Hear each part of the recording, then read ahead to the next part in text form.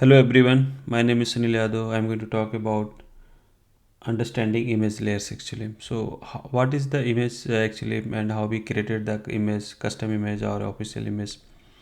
So, in last few lectures, I explained how we can you run and all those things basically.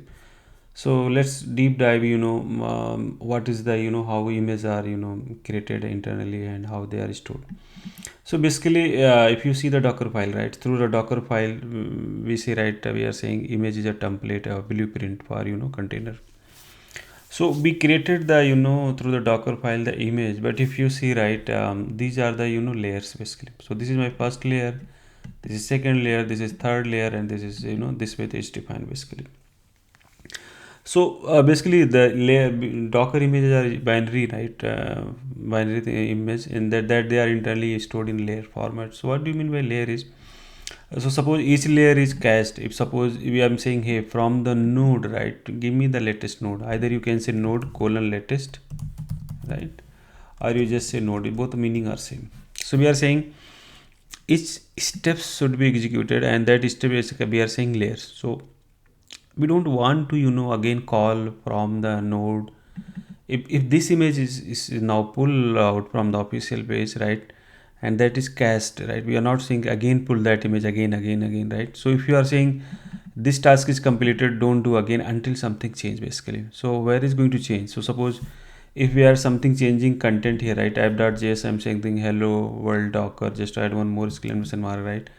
So if you see the which layer is going to change, basically this layer is going to change. So right here, so we are saying copy. So we're trying to find out if something is changed in your folder or not. If changed, then copy that content as well here, and then do the npm install and then run the code basically.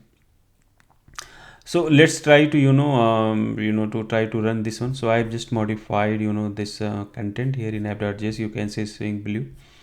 So let's try to build the image. So I'm saying the docker build dot t, right. So I'm saying building the image from the current folder. So now if you see these like layers, right, so these are the instructions, right. So we have how many instructions here.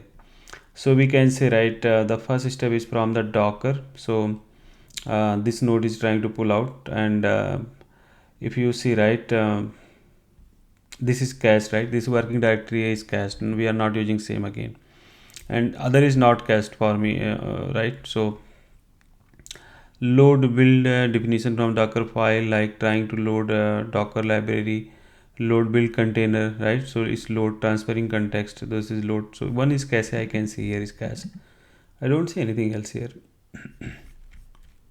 Now this image is built. Now we can see if any process is running or not docker.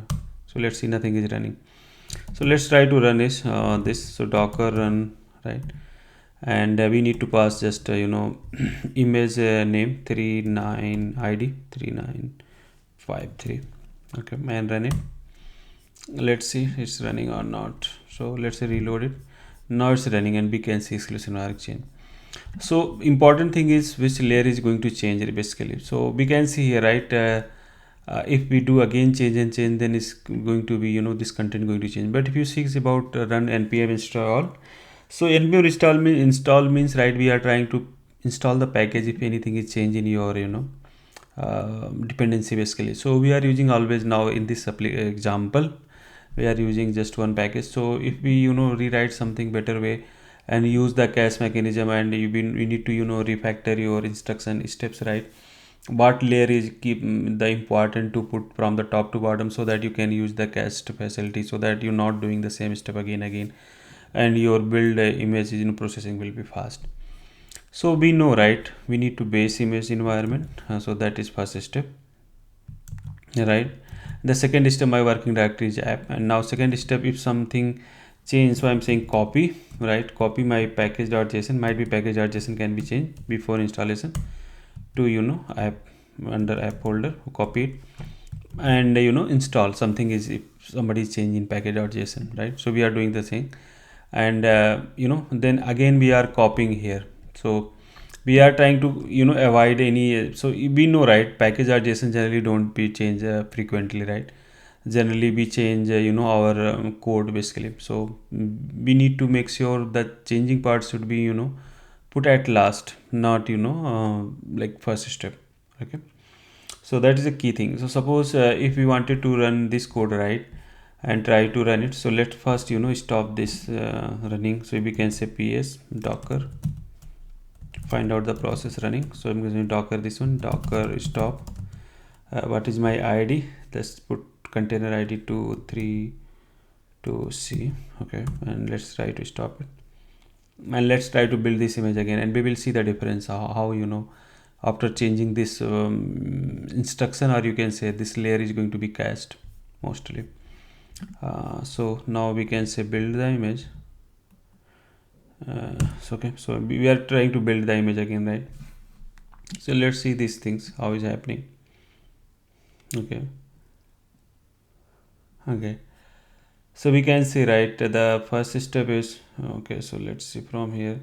So from this docker we are getting the node. So that node I think is already present. Okay, and then we are saying the copy the package. This is not cached, only architecture is cached, right? And this is also cached here, this is also cached.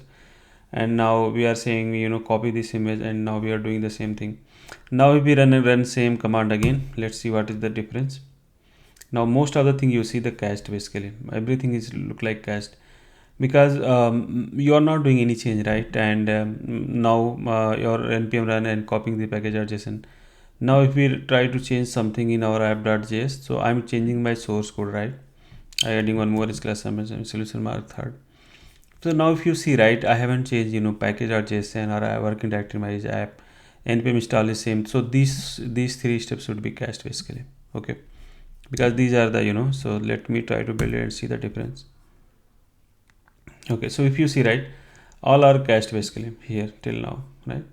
And here after, so once your so top level is cached. Now how docker is doing the thing, so docker is see if any change is going to happen, then next step is not going to be cached. So here we can see, right, till now here is everything is cached, but from here we have changed something in our source code and we are copying it. So these two steps is not going to cached. So from here, suppose if you have for 5 steps you are doing all the instructions for steps for docker image creation, so those is not going to be cached. So that is key thing. So we are try to maximum use cached feature, so that you are not spending a lot of time to building the docker image. And let's see, try to run it. So docker build docker run -p, and I now my image is changed. So every time you build the image, it is going to be always immutable. Means the previous image you can't update it, you have to build something new, and you will get a different unique id for that image. You see, this is the SSA 256, so 2A33. Let me run it,